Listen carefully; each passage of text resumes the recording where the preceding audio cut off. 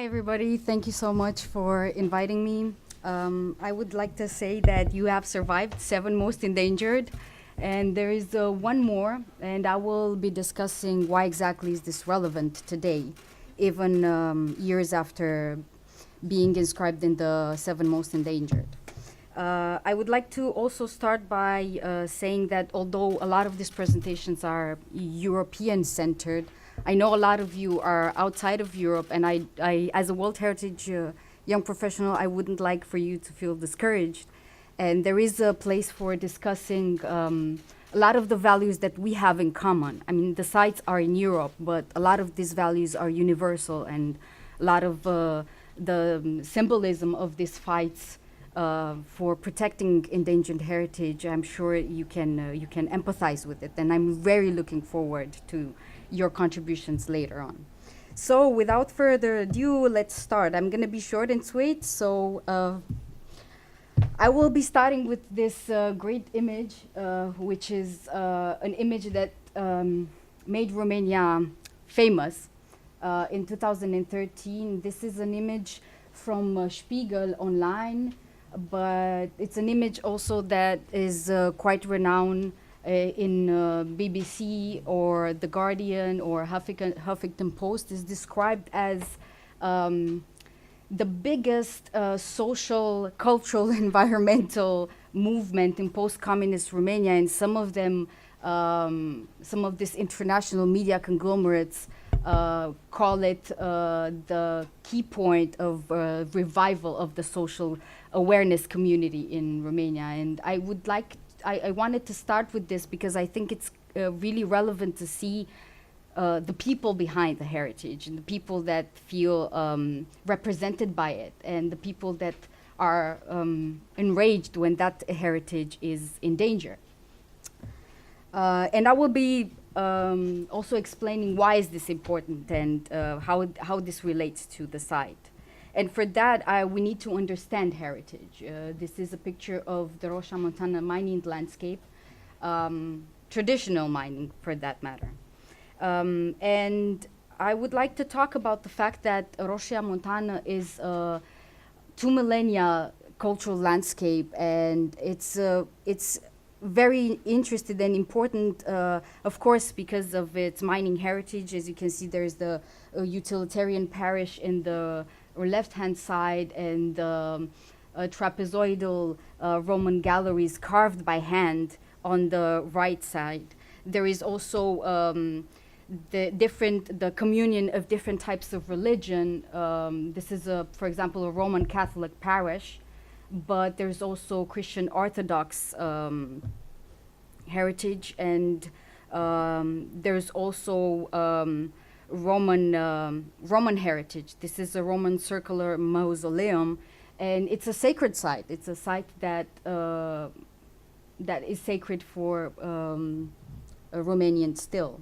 This is a picture of the wax tablets found in Rosia Montana, and it's a unique testimony of the fact that the Rosian people are, let's say, the people who are a testimony that the Romanians are living there for more than 2 millennia.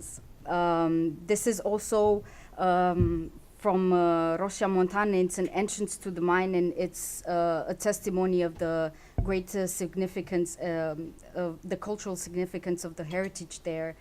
The heritage that is continuous for 2,000 years. We're looking at a site that has been mining and altering its landscape and for 2,000 years, right? So we're not only looking at Roman mining types, we're also looking at German mining types. We're looking at Austrian-Hungarian mining types. We're also looking at communist mining types. So all this continuous journey is seen in the built heritage. This is one vernacular house that belonged to one of the miners there. But why is this important? I mean, Rosia Montana, just as a lot of other mining landscapes in the world, it's important for its people, but it has been so that something else, something outside of it made it put it in a different light that people felt the urge to identify with it in a different way. So Rosia Montana was threatened in 1999 by this mining project. It was supposed to be the biggest gold mine in Europe, mainly because Rosia Montana was mined for 2,000 years because it contains one of the biggest gold and silver deposits in Europe. It still does. Only that a Canadian company with an agreement with the Romanian government decided to reopen this mine by using cyanide. And we all know that cyanide is poisonous. We don't need a PhD for that. And furthermore, this mining project needed an archaeological excavation permit, and so a lot of the covered heritage there was uncovered, right? The idea was that at the time in 1999 when this whole project started until 2013 when the picture of the protest that I showed you before happened, a lot of the agreements between the Canadians and the Romanians happened outside without the consultation of the community. That is that this project somehow excluded people, and not only excluded them, but it proposed a lot of the jobs that it proposed were not using traditional mining skills from the people that were inhabiting this place for 2,000 years. So it didn't include them. Furthermore, it proposed to displace 2,000 people.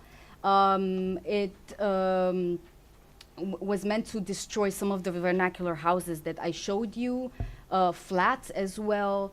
And a lot of the archaeological findings that I told you before, some of them were decided to be preserved in situ, but a lot of them were planned to be destroyed. Not only the artifacts, but also complete eradication of 150 kilometers of Roman galleries.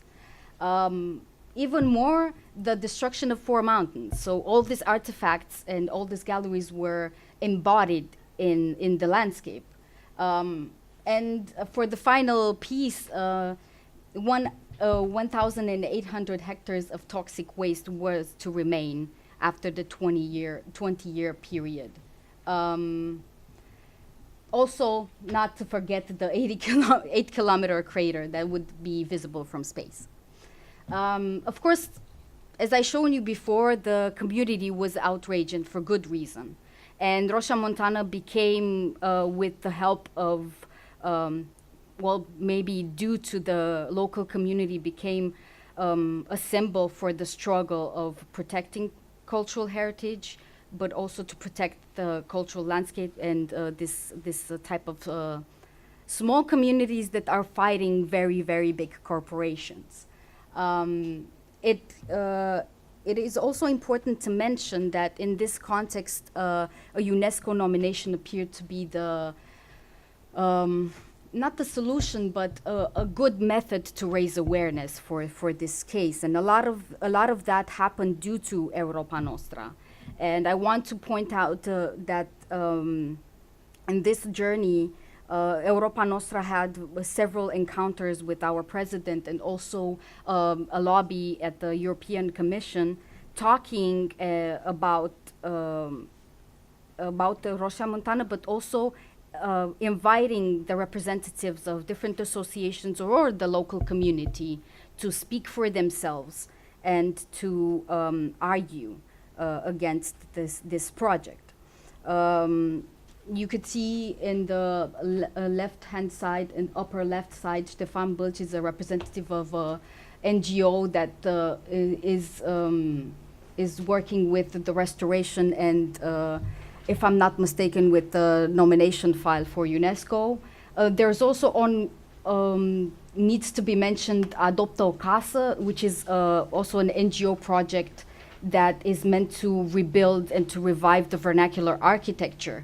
Another reason for dismissing the nomination file was the fact that the authenticity of the place was not satisfactory. So local NGOs took a lot of volunteers and made a really big case about it, and they need to be mentioned. Also, it's safe to say that the nomination file wasn't necessarily wanted by the government. So that I think that is why Europa Nostra is highly important, because it represented the people, something that our government failed to do so. They were giving in on many times. They were giving in lobbying pressures from this Canadian company. In 2013, there was this huge petition that reached international levels of inscribing Rosia Montana into UNESCO. And again, 1 month before this presentation, the Romanian government decided that Rosia Montana should be withdrawn from the UNESCO tentative list. Again, a petition has been made in the name of the community that the government misrepresented the interests of the people, and again failed to protect the heritage that the heritage of the community and the Romanians. Rosia Montana is a very unique case. It's a case of a cultural landscape. Unlike other World Heritage sites that Romania has, it's a beautiful mix between nature and culture, and much in line with the World Heritage Convention. It is on the tentative list, but it will be discussed on the Bahrain 2018 World Heritage 42nd World Heritage Convention whether this conflict between the government and the community is detrimental to the preserving of cultural and natural heritage at Rosia Montana. Thank you so much.